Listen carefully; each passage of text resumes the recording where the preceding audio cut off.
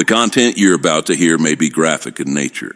Listener discretion is advised.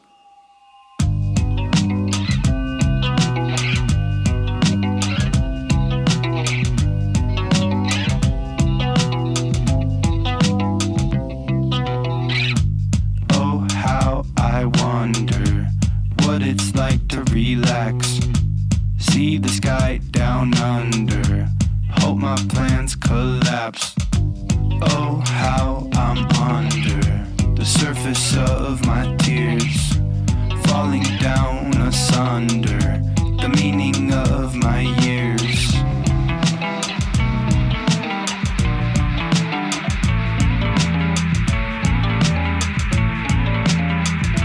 This is True Crime XS.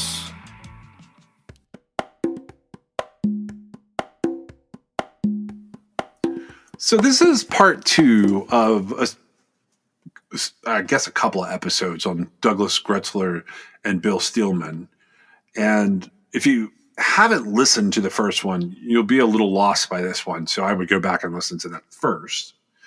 Where we left off, Douglas Gretzler and Bill Stillman, they basically have stolen a guy named Kenneth Unrain's van. The van has broken down, and they've attempted to abduct a couple who stops to, by all accounts, probably just stopping to see if they can help them.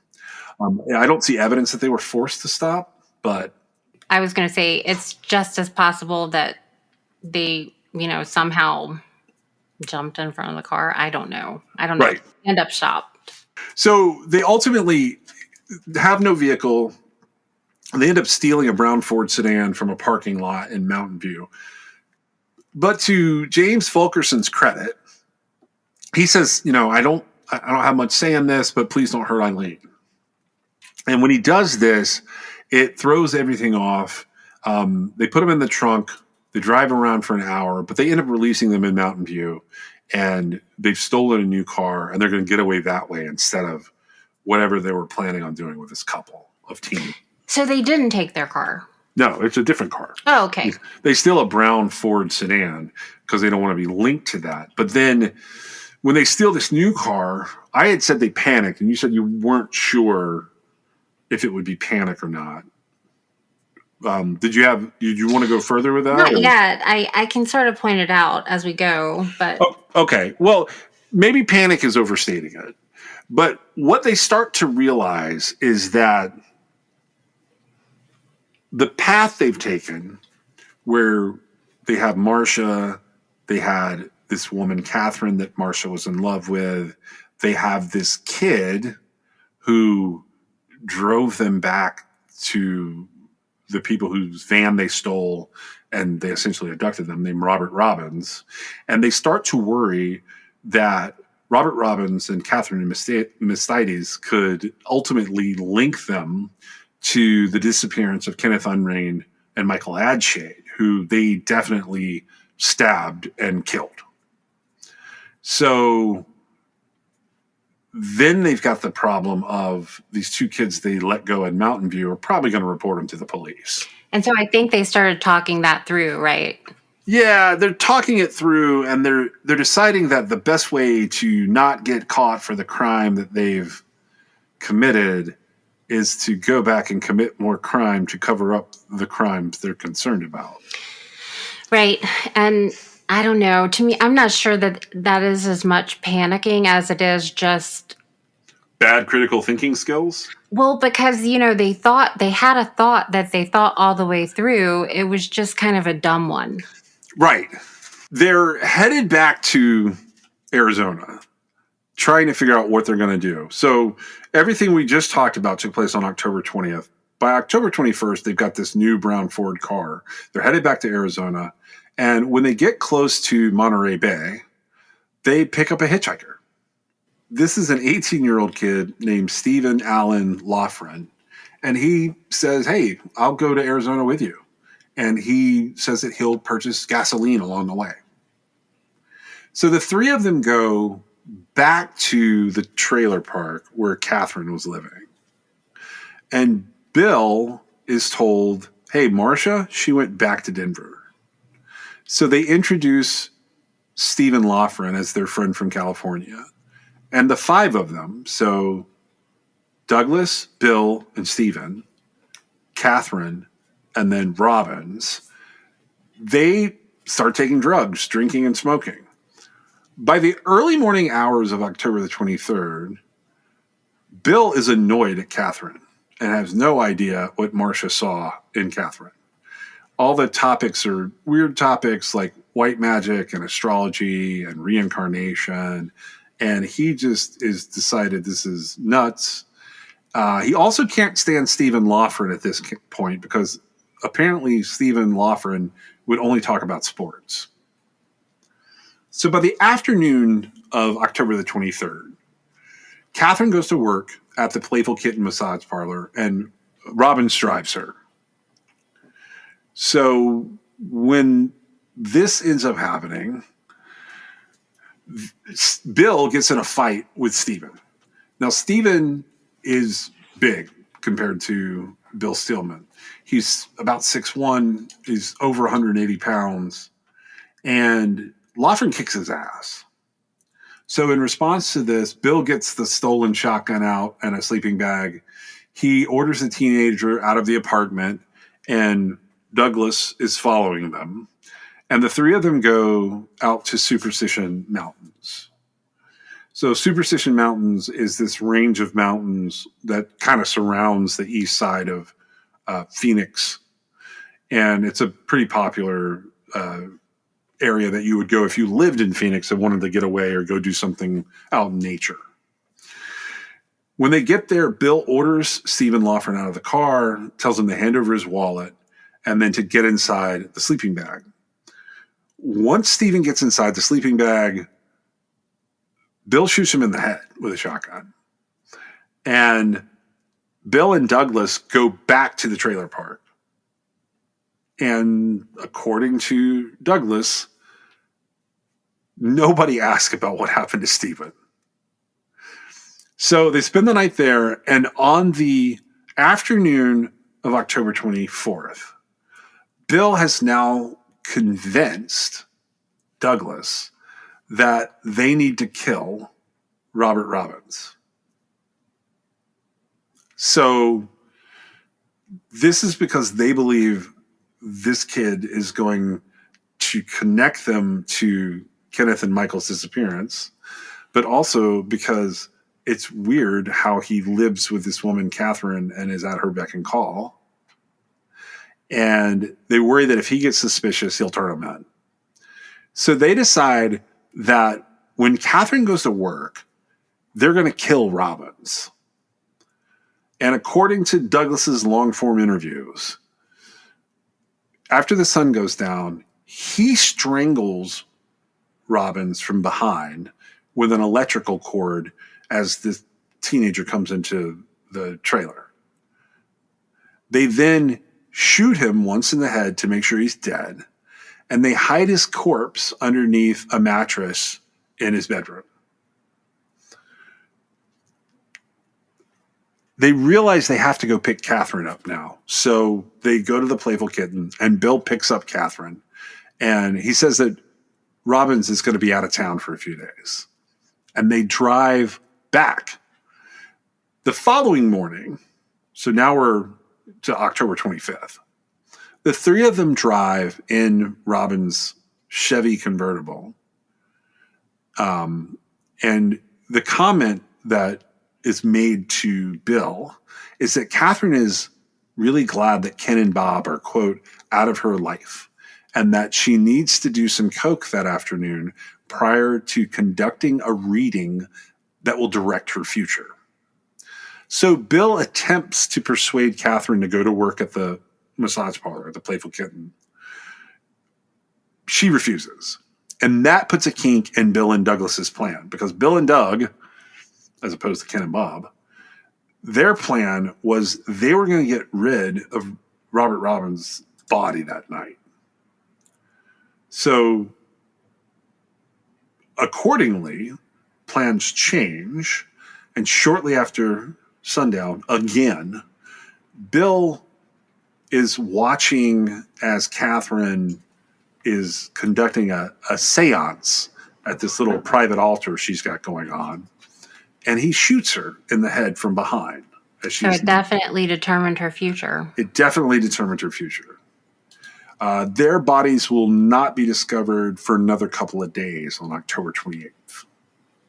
So within 24 hours of the discovery of the bodies and the murders, friends and neighbors in the trailer park know that, like, Catherine and Robert had some friends there.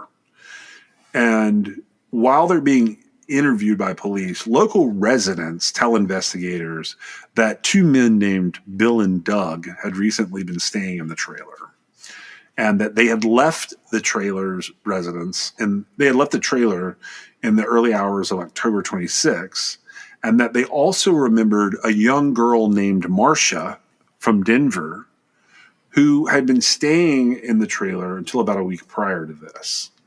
They get one good eyewitness named Monique. And Monique tells the investigators that Bill, from this Bill and Doug group, had claimed to hail from California, but that Doug had a very distinguishable New York accent.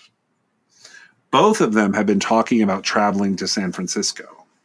And by October 31st, police had tracked down Marcia from Denver as being Marcia Renslow. When she is first approached by investigators, she refuses to cooperate. But when she sees crime scene Polaroids of Robert Robbins and Catherine Mercedes, she agrees to cooperate. And she tells the authorities that Bill is Willie Stillman. And though she doesn't know exactly Doug's full name, she thinks his last name might be something like Grizzler. So this information that Marcia provides the police, it includes details of robberies and carjackings that Bill and Doug had been committing along the way, and how they had paid for motel rooms with stolen checks between October 9th and the 16th. Because remember, she's been with them this whole trip. So this information leads them to the discovery of a motel receipt dated for October the 16th that has an address in the Bronx and the last name Gretzler on it. And that information is sufficient for the police to get warrants for the suspect's arrest on suspicion of robbery and fraud. And by November 1st, they do that. So not long after police interview Marcia for the second time on November the 1st, Arizona investigators receive a teletype from police in California that informed them that they had traced an abandoned green Volkswagen van that was linked to an October 20th kidnapping and robbery of a teenage couple to a kid from Arizona named Kenneth Unrin, who is missing. And they add that the teenagers had told investigators that their abductors were named Bill and Doug. Okay. This is a lot of crime in a very short period of time. Well, it's also very opportunistic. It is very opportunistic. And so, in my mind, at least up until this point, do you think these two people are serial killers? I do not. I think that they are asshole murderers. They're asshole murderers, and they're kind of on a spree. I mean, possibly, but I'm not even sure that. I don't think we call them spree killers either. I'm just saying they're kind of on a spree. There's no rhyme or reason really to what they're doing. And the reason I said I didn't feel like they really panicked thinking that they could be linked from Arizona was because wouldn't panic require them to kill the couple that they had just let go in Mountain View?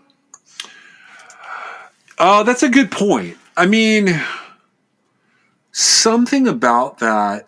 I mean, that's not their only mistake, but that is a huge one because at this point, you can't even chalk all of the murders up to having killed witnesses because we let some of the witnesses go. I think that, earlier it said that, let's see. that he was annoyed by the conversation that was being had, right? Right. I was going to say, I don't remember which one it was actually. Do you remember? What do you mean? You're talking about he was annoyed by two different conversations. Right. He was annoyed by Catherine and Robert. Loughran. Oh, what was Loughran's first name? Stephen. Okay, so Stephen and Catherine, they're all, for one thing, this friend of a friend, I guess, just graciously let them back into the house. Or, well, that's the other thing. I keep getting confused because they call it an apartment and then they call it a trailer. Well, I think it's one and the same. Well, I think Robert maybe had an apartment. Okay. And then the other two, like, were staying at Kenneth's place, which appears to be either a house or an apartment. And then there's the trailer park at Apache Junction where Catherine lives. Okay. And so somehow all of this is happening, but it seems like Robert and Catherine had to live together because that's why they were trying to convince Catherine to go to work so they could dispose of the body. Well, he was definitely like taking her around everywhere in his little Chevy convertible. Okay. And it seems like they are using murder as a weird tool. And maybe it is something that lends towards them being serial killers, but it's sort of like, yeah, okay, I can't even stand to listen to you anymore, so I'm going to kill you now. Yeah. Right? That kind of thing. And it is, we have to keep in mind, this is coming from one of the perpetrator's recollections, right? I assume. All of this is really coming from Douglas. Okay. And so it's his recollection, right? Correct. Yeah, 100%. What happened. Yeah. Okay. And that's going to have a skew to it, whether he's purposefully skewing it or not. It's going to be his recollection, which I don't think it's far-fetched for me to say some of his recollections seem to be skewed. Yeah, I wonder about that because it is told from his perspective. I do wonder, is it accurate or is it putting more on Bill than we need to? And, that's something to be considered. There's always a power dynamic in the very few cases where there end up being two killers working together. At this point, I'm unwilling to call them serial killers. They fit the definition, and maybe this is what a lot of people consider to be serial killers, but it's not what I consider to be serial killers. They're not killing because they have this like psychopathic urge to. Right. They just get annoyed with people and don't know how to deal with them. Yes. It's a weird situation. It is a weird situation, and it's a convoluted story from the perspective of, like, I believe a lot of it's motiveless. I believe a lot of it is just, like you said, asshole killing. But it's a convoluted story because every time we get a new player, like, there's a quick question of, like, are they going to stay or they're going to go? And other than Bill and Doug, really, they're all going to go. I mean, we do have the couple that's released by happenstance. And it's because he humanized himself and his companion. Correct. And it even says that he was really irritated by that, right? 100%. And, like, I think that might be the reason I have questions about the failure to get an erection thing. Because, like, is that from the humanization of it all? He can't see her as an object because she's Eileen and that guy loves her? Is that the problem? We don't have any other hint of sexual assault till that moment. Well, why would it be infuriating for your victim to say that? Why is that infuriating? It's actually like what you should expect, right? I mean, not that I'm going to put anybody in that position, but if you were to threaten someone, it is not out of the ordinary for them to plead for compassion for themselves or for anybody with them. Right. So it's weird that that's the interpretation, right? Right.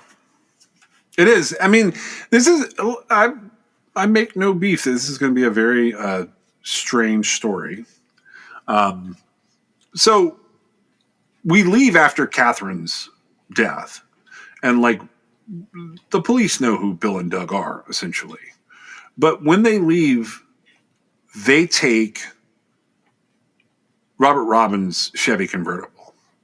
Now, Bill, according to Douglas's story, Bill convinces him that they're going to go to Tucson together. So they leave the trailer park in Robbins' Chevy convertible, and they start driving in the early hours of October 26th. Now, some of that part is verifiable because neighbors saw him leave. Well, sure. I just want to point out there that they went back because Catherine and Robert could potentially link them to the first murders that they committed. Right, of Kenneth But then and they Michael. took right. his car. Yeah, this is not, there are zero critical thinking skills being applied at this point by these two gentlemen.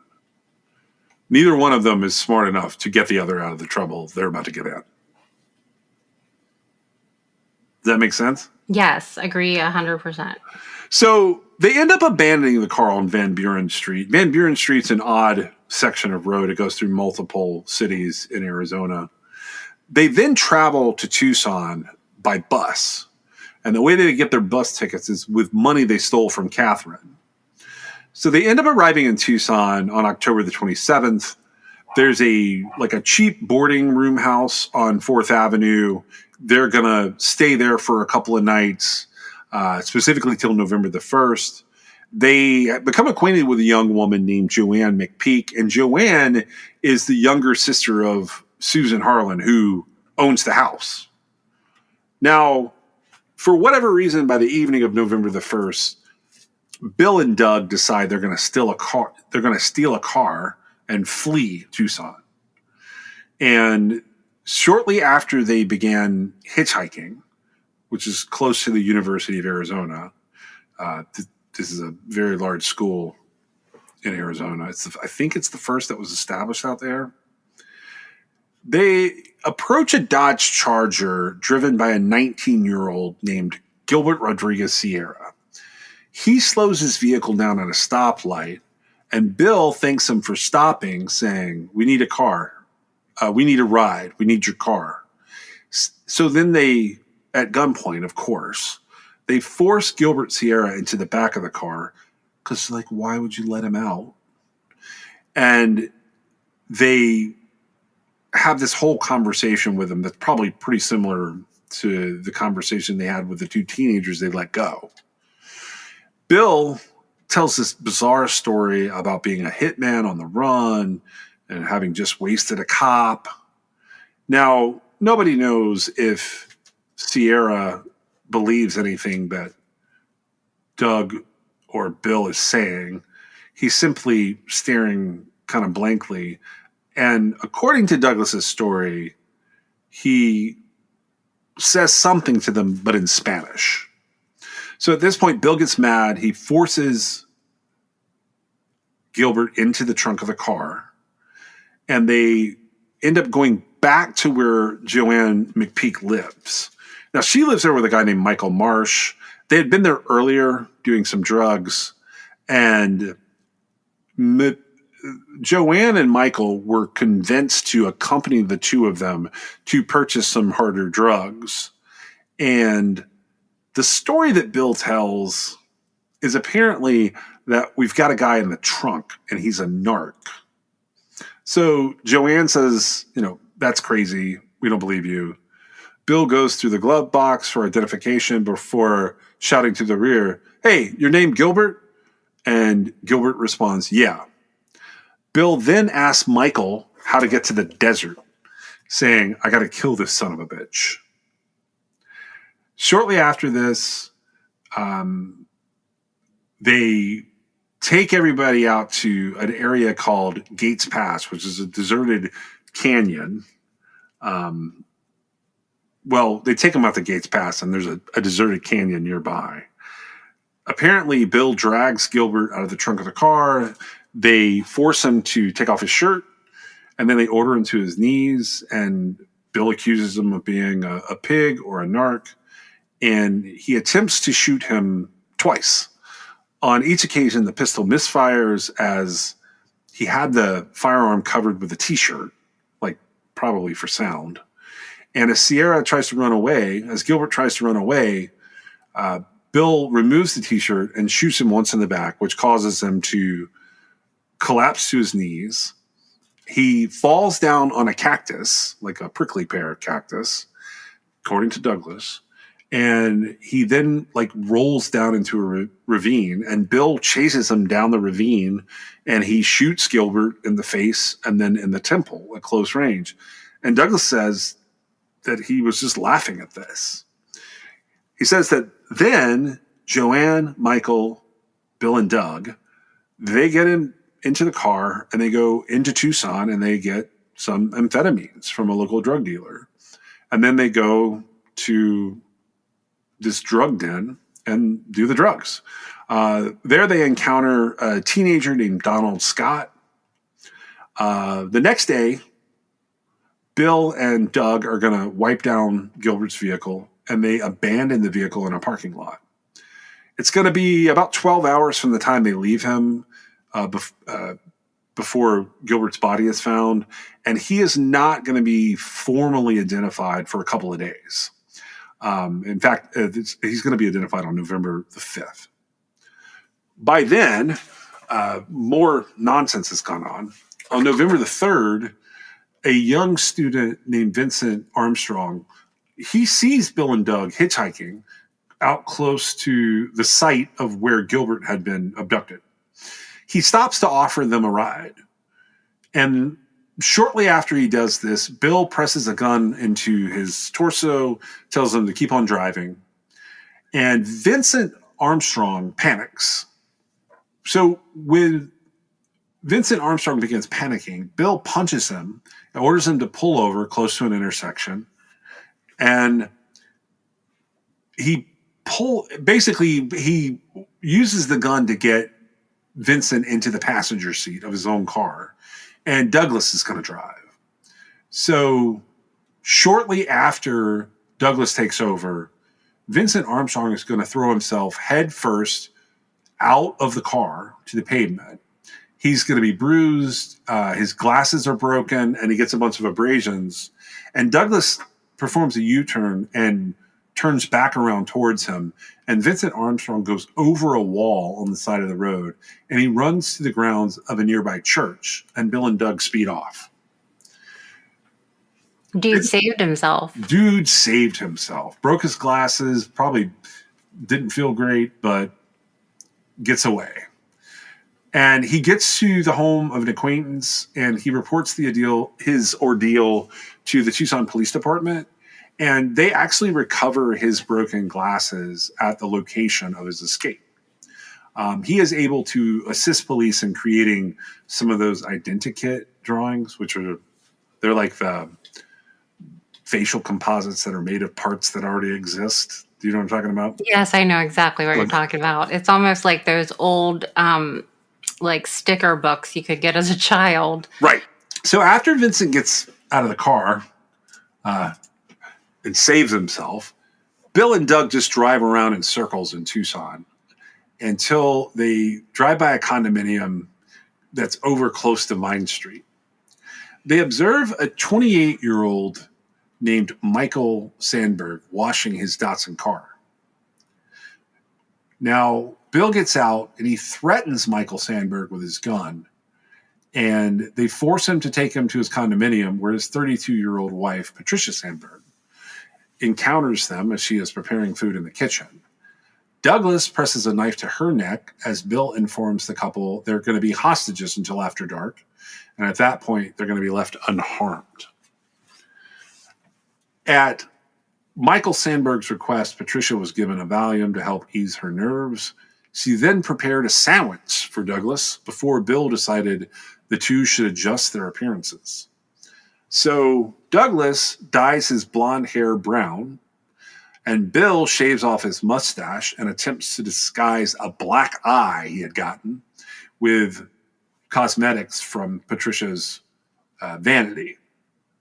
They then change into clean clothing from Michael Sandberg's closet, and Douglas binds Patricia, so he ties her up with twine with her hands behind her back, and he orders her to sit on the floor of the bathroom. Michael was then forced to lie down on the couple's bed before his ankles and neck were bound in a manner which ensured that if he were to move his ankles, he would choke himself. So this is called hog tying somewhat. Moments later, they drag Patricia out of the bathroom to the couch, and she is further bound. Douglas walks into the bedroom, and he shoots Michael in the head. He then shoots Patricia in the head through a cushion that Bill had placed over her skull to muffle the sound of the discharge. For what it's worth, Michael is a Marine captain and a student teacher. So Bill fires 4 more rounds into Patricia's head and realizes she is still alive. Specifically, according to Douglas's story, she is twitching. So Bill then takes a golf club and bludgeons her until she stops moving. They believe they're destroying any potentially incriminating evidence at the scene. They pack some of Michael's clothes into a suitcase. They steal the Sandbergs' credit cards, a camera, and other things that they think are valuable. And they flee the scene in Michael Sandberg's Datsun, leaving the Firebird parked beneath a canopy close to the condominium. Immediately after leaving the Sandbergs' house, they go back to where they were doing drugs earlier in the evening, and the only person still there is the kid they met, Donald Scott. They tell Donald Scott they want to go to California and he should go with them. He says, okay. So they drive to a nearby motel in Stanfield, Arizona, and they stay there the night of November the 3rd into November the 4th. The next night, they stop overnight in another motel, and they sign the register as Michael Sandberg, and they pay for their room with a forged check, because remember, that's how Bill got started in everything criminal, that they had taken from the Sandbergs' house. Basically, they're paying for this excursion with money they've stolen from the Sandbergs' residence. So by the afternoon of November the 5th, they had gotten to Pine Valley, California. Now, when they get here, which is basically San Diego County, Donald Scott doesn't want to ride along anymore. And they let him off at very close to Interstate 8 so that he can get another ride. They continue driving in the direction of Victor, California, which is going to be back up in San Joaquin County. And Bill is talking more, like the further along they get, the more he's talking about robbing the owners of the downtown United Market. And he's trying to convince Douglas to do this with him because he says that the owners, Walter and Joanne Parkin, with whom he has gotten into it before, were wealthy. He explains that they live in this rural ranch house and it's surrounded by vineyards, and that he thinks if they rob the Parkins' house on Orchard Road and their supermarket, they could get at least $20,000. So by the afternoon of November 6, 1973, they've returned to Lodi, California, which is Bill's old stomping grounds. So they sleep at the home of one of his acquaintances there until shortly after 5 p.m., and Bill persuades a friend named Duff Nunley to call his 17-year-old nephew, Gary Stillman Jr. Duff convinces Gary that Bill's life is in danger, and he persuades him to give Bill his father's Derringer without his father's knowledge. The two say thank you, and Bill and Doug are on their way again. They tell both the nephew and Duff that they are leaving the state. They then drive to United Market at closing time. They think they're going to find Walter Parkin alone on the premises, only to discover that the building is already closed down. So then they drive about 2.5 miles down to the house on Orchard Road. At the time of their arrival, the owners, so this is going to be Walter and Joanne, they're not home. But the couple's two children, 9-year-old Robert and an 11-year-old, his 11-year-old sister Lisa, they were being babysat by 18-year-old Deborah Earl, who was there with her 15-year-old brother Richard Earl. Bill and Doug are able to get on the premises by Bill making Deborah think that they owed the Parkins some money and that they just wanted to come in and leave whatever they owe them. So she lowers her guard just long enough for him to push past her, and then immediately he begins threatening the teenagers at gunpoint, with Bill shouting, "Now listen, we're only here for Walter, so both of you stay cool and nobody's going to get hurt. Is that understood?" This is, again, according to Douglas. So Richard Earl is in shock. He's only 15 years old. And Deborah, who's only 18, they end up comforting the Parkin children who are crying. And it's explained to Bill and Doug that Walter and Joanne went bowling and won't be back for a few hours. So all four of them are forced to sit on the couch.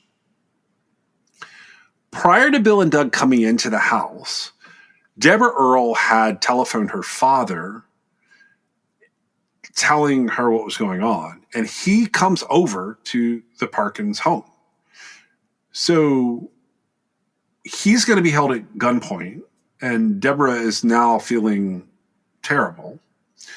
And Richard Sr. had told his wife, so Richard Earl Sr. had told his wife, Wanda, that if he was not back home within 15 minutes to call the police. So Bill orders Douglas to watch the kids and the teenagers, and he takes Richard at gunpoint to retrieve Wanda from their home, adding that if anything should happen, he should, quote, dust the hostages and get the hell out. And that's if he, along with Richard Earl Sr. and Wanda, are not back in 20 minutes. So just a couple of minutes later, Bill arrives back to the Parkin residence, and now in tow he has Richard Earl and Wanda Earl. This is a lot, very quickly, this is a lot of hostages. We went from 4 kids to 4 kids and 2 adults. So the only thing we can really do to make this better is to add more people. At approximately 9:25 p.m., 20-year-old Mark Lang, who is Deborah's fiance, he arrives at the Parkin residence because the arrangement had been he was going to drive Deborah and Richard home. So he is then taken hostage at gunpoint. Walter and Joanne, they return to their home at approximately 10:45 p.m. All the adult hostages are then forced to hand over their money and jewelry. Joanne is allowed to put her 2 children to bed in the master bedroom. She told them to go to sleep while they were dealing with what was happening. Bill then orders the adult and teenage hostages, except for Walter, into a bathroom. Douglas binds the hostages with nylon cord that he had gotten out of the Sandberg's vehicle. The male hostages are bound first. So Wanda, Deborah, then Joanne are last. All of them are ordered to sit in a semicircle inside a large walk-in closet in the master bedroom, with Douglas observing the hostages as Bill forces Walter to drive with him to the United Market to retrieve money from a floor safe he knew that, the Parkins kept at the supermarket. So this part of the robbery gets them about $4,000. Then Bill drives back to the Parkin residence, and Walter is bound and placed in the walk-in closet. So all of the adult hostages are then bound together by their ankles, and then Bill and Doug gag them. According to Douglas, once the two had wiped down the house, so they go along wiping any fingerprints off of any surfaces they think they've touched, he tells Bill, "Look, why don't we go? We got what we came for. Let's split. Let's just get out of here." But Bill refused. And he said, "I told you all along, no witnesses. I know you remember me saying that." So Douglas then shoots and kills the two children in the master bedroom. So that's Lisa and Robert Parkin. Each of them was shot between the eyes as they slept. They then walk into the walk-in closet. We got 7 people in this walk-in closet. And they've heard the gunshots, so they're freaking out. Richard Earl Sr. was then shot in the head. Douglas then shot Walter Parkin, Richard Earl Jr., Wanda Earl, Deborah Earl, and Joanne Parkin. He reloads the gun, and then he shoots Mark Lang to death. And Bill Stillman has to shoot Richard Sr. again, and then they repeatedly fire into the bodies of all the either deceased or dying hostages. So Douglas says that at this point he consumed a slice of chocolate birthday cake and a bottle of wine that he found in the family kitchen. And Bill drank from a bottle of Seagram's and looked around the house for more money and valuables. They left the Parkin household at about between 1:20 and 1:30 in the morning with 9 bodies behind them now. They killed 9 people in this house. Right. And it was for absolutely no reason.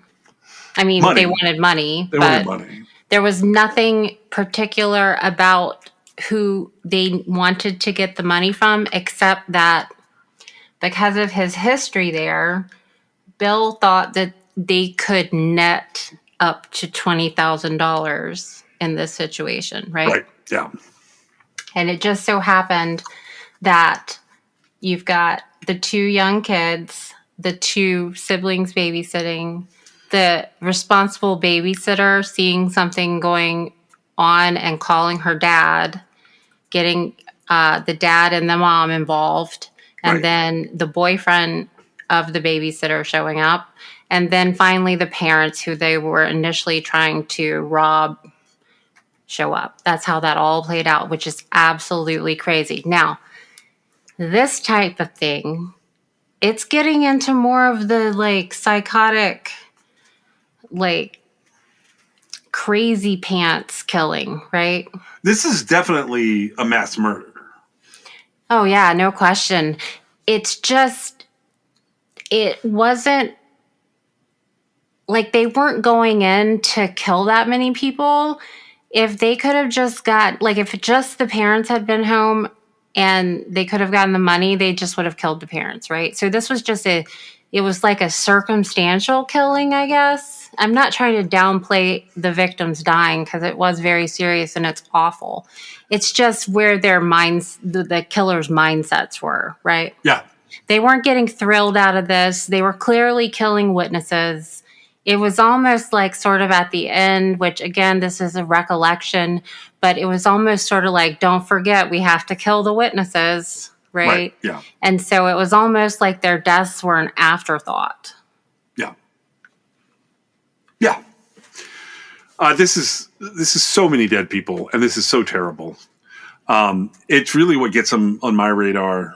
This part of the master. I mean, a lot of this is like you said, kind of afterthoughts, or the result of plans not really being well thought out. By 3 a.m, an 18-year-old named Carol Jenkins, who was staying as a house guest and was apparently an employee of the Parkins. I'm not sure if she was employed at the residence or employed at the market, but she had been out that night. She has a bedroom in the residence. She comes home. She sees that there's some lights on that should have been turned off, but she didn't want to wake anyone up, so she goes to bed. It's late. She immediately falls asleep. 4 hours later, a couple of friends of Mark Lang have been called by his mom, and she basically has told them, look, he was supposed to go pick these kids up and come home, and we can't find him. So it's 7 o'clock in the morning. The friends knock on the door at 7 o'clock, and Carol Jenkins comes to the door, and the friends say, do you know where Mark Lang is? His car is here. And he says, look, everybody's asleep, but let's go look. So Carol Jenkins goes into the master bedroom, and Lang's friends are there, but they're in the hallway. And her intention is to ask if they know where this kid is, right? Correct. Like, why his car is there, what happened. And it's noted in a couple of different places in the book, like how awful the scene was. One of the first responders in an interview to the author said that the first sight he observed when he arrived at the property on Orchard Road was two distraught males in either their late teens or early 20s, themselves chasing and attempting to catch and comfort a young woman running in and out of the house, flailing and screaming, "Oh my God." The officers entered the residence and immediately discovered the bodies of the two Parkin children in the master bedroom. Upon learning that the children's babysitter, her boyfriend, and younger brother were unaccounted for, investigators all drove to the Earl residence at 7:40. They discovered that the house was unoccupied. There was a loaded shotgun laying out on Richard Earl's bed. One account says Richard Earl Jr.'s bed. Another account just says Richard Earl. I'm not sure if it's dad or son, but either way, there's a gun on the bed, which is probably the result of dad saying, "If I'm not back in 15 minutes, call the cops." The investigators then go back to the Orchard Road residence, and a sergeant named Stephen Mello searches the hallway leading up to the family bathroom, and he discovers the remaining 7 victims inside the walk-in closet. So investigators start in on trying to unravel this massive mass murder, because you've got the entire Parkin family, the entire Earl family, Mark Lang, and police find witnesses who are able to give them a description of the criminals, including the owners of the motel where the two had stayed the night of November the 5th. They had paid for the room with a bad check that was named to the Sandberg family, and it was signed Michael B. Sandberg. They had the license plate of the cream Datsun vehicle. It was an Arizona license plate. California Department of Highway Control contacts Arizona. They determined that Michael Bruce Sandberg, who resides in Tucson, it's his car. So hours after the discovery of the 9 victims at Orchard Road, a Tucson investigator named David Arelinas, he secures updated arrest warrants for Bill and Doug related to Catherine and Robert's murders. They now have fugitive bail set at $220,000 each. David returns to his office and he gets a teletype notifying his department of the 9 homicides that have occurred in San Joaquin County. He is immediately contacted by authorities in California, and he tells them who they're looking for. That's Bill and Doug. He tells them it's related to 2 recent murders over in Phoenix. He states that Bill is from Lodi, so his department is thinking that the 2 are returning there. And David provides a recent booking photo of Bill Stillman and copies of all of the arrest warrants. They hold a press conference November the 7th, and they have the San Joaquin County Sheriff Michael Canlis come out to inform the media that the chief suspect in the mass murder is Willie Stillman. They add that his department had reason to believe he was also responsible for 2 recent killings in Phoenix. And they provide photographs of Bill to the members of the media that are there at the press conference. On November 8th, investigators are contacted by an individual who had been in the company of the 2 murderers for a brief period of time. They confirmed that Bill and Doug had been in Lodi immediately prior to the murders at Orchard Road. I don't know if this is the nephew or if this is Duff. But the same day, Donald Scott contacts authorities to state that Bill and Doug could be involved in the killings, and they had tells them that they have discussed the robbery of the United Market that belonged to Wally Parkin. And he had been traveling with them just 2 days prior to this. So they issue arrest warrants for them in California. They put Bill's mugshot out, and all the local papers start carrying it by the morning of November the 8th. So after they leave this Holiday Inn, where they have checked in the night of November the 7th, Bill and Doug drive north for a couple of hours. Ultimately, their plans were to reach Nevada. but Bill decided they should probably lay low for a few days. They park the Sandbergs' car in a multi-story car park. They buy new clothes. They check into the Clooney Hotel in Sacramento, and they pay for 3 days. Bill signs the register as Will Simon, but Doug Gretzler signs using his real name. On the morning of November the 8th, Bill purchases a copy of the Sacramento Bee in the lobby, only to observe his photo on the very front page and to read that he and Doug are the prime suspects in 11 homicides. This panics Bill. Maybe he didn't panic when we started this episode, but he definitely panics now. He decides the best option is for them to flee California immediately. So they realize they can't go back to the car. Bill decides that they should try and convince this young woman they know named Melinda Ann Koshula. This is someone they had met, I think, the day before at a massage parlor setting, and that she should drive them down to Florida. So I guess in 1973, the thinking is, if we're not on the West Coast, maybe we're more invisible. I don't think that would be the same today. Do you? I think that every single time they're confronted with something, and in this case, it's the mugshot on the paper, right? Right. They have to come up with something. They can't just say to themselves, yeah, there's no way out of this, right? He's like, we'll just go to Florida. Right. Yeah, so as they're leaving the hotel to go see Melinda, a hotel clerk there, having seen the paper, realizes that Bill is walking across the parking lot. That is also Willie Steelman. He waits until they leave, and he discreetly informs the police that they're nearby. Within minutes, multiple armed police have converged on the hotel, but they're gone. So Bill and Doug are at Melinda Koshula's apartment. She seems like maybe she's interested at first in this offer to drive the two to Florida, and then she declines. And she indicated that like maybe there's another way for them to do this down in Davis, California. And a couple minutes later, Bill encourages Doug to return to the hotel to get their belongings. And he says, look, man, my picture's in the paper and they don't seem to have yours. So Doug he sneaks back to the hotel. He's observed entering the hotel and getting into an elevator. Police then seal off the second floor of the premises, and they have sharpshooters or snipers to cover every escape. So as he attempts to enter the room, he overhears an officer talking in hushed tones on a telephone behind the door. So he flees to the fourth floor because they've sealed off the second floor. They're staying on the third floor, and he's attempting to get up.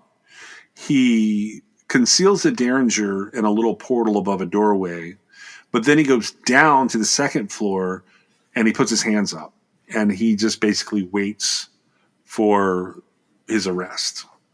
So at 10 a.m., they arrest Douglas Gretzler. He searched for weapons. He informs the police in a statement, man, I'm glad this is over. I've seen enough killing, and man, I don't want to see any more. He provides the police with the address where Bill could be located, adding that Bill was in the company of a young woman. He is armed and that he had sworn to, quote, never be taken alive, end quote, if arrest was on its way. So at 10:50, the first of over 70 armed police officers arrive outside Koshula's apartment. Melinda notices that they're there. She becomes hysterical as a police chief shouts through a bullhorn, Willie Stillman, this is going to be your last chance to give yourself up peacefully.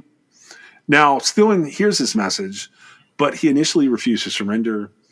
He claimed to Melinda that he was a victim of mistaken identity, and then he threatened to commit suicide. She talks him out of it. He agrees to surrender, but only if the media are present outside the apartment to record his arrest, and after the police chief persuaded a disc jockey to announce live on a local radio station that he and Melinda Koshula would not be harmed if they exited the apartment separately with their hands in the air. The chief negotiator agrees to these requests.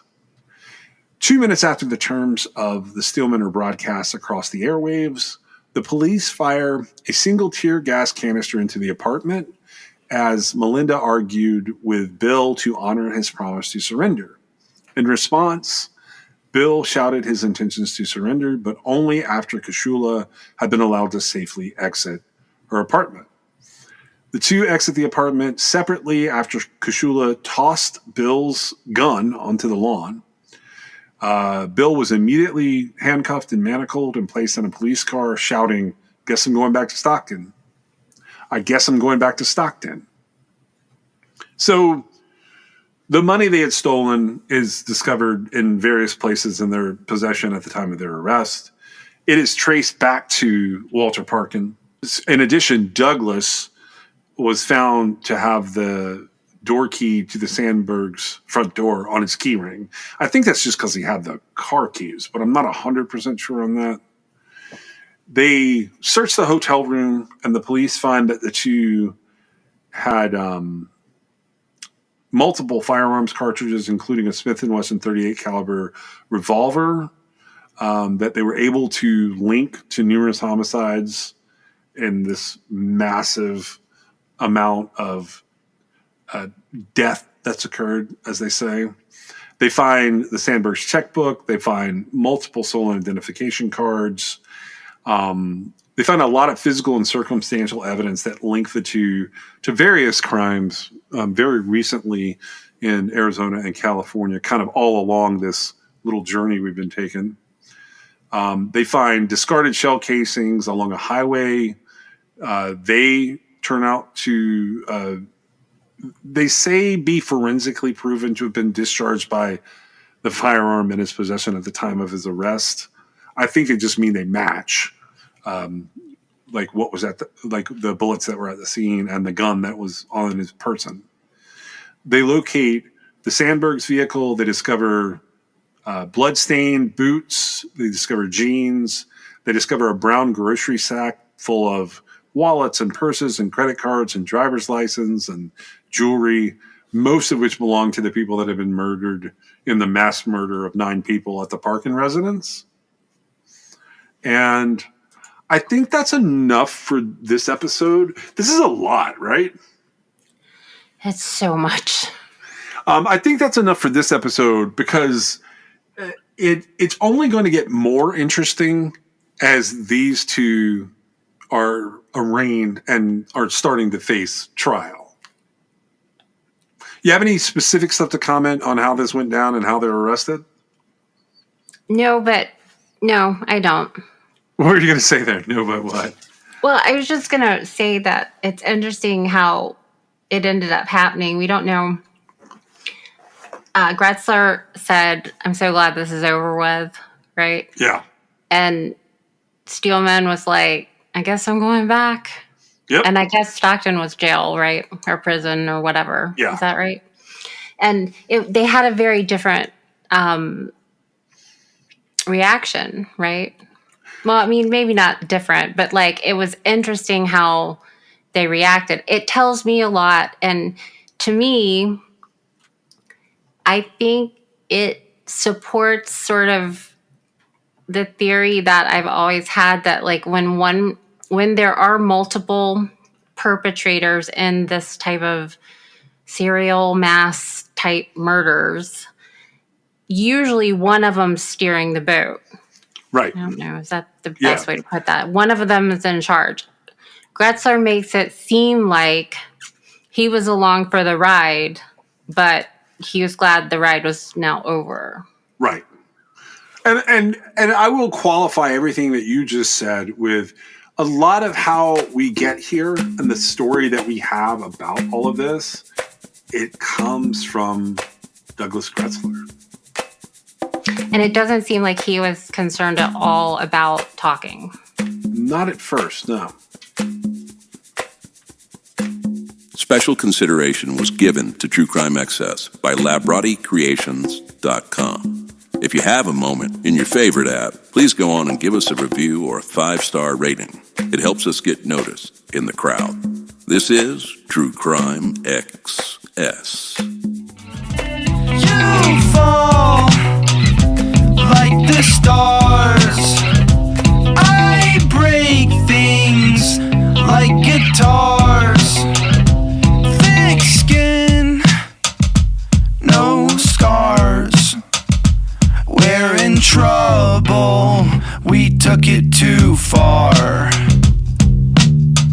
I don't want to go, but it's 'cause I'll disappoint ya. It's all I've ever dreamed of, something I cannot let go of. I hate the competition, this culture's like a gym, and I lost the motivation to get fit in your expectations. True Crime Excess is brought to you by John and Meg. It's written, produced, edited, and posted by John and Meg. You can always support True Crime Excess through patreon.com, or if you have a story you'd like them to cover, you can reach them at truecrimeaccess.com. Thank you for joining us.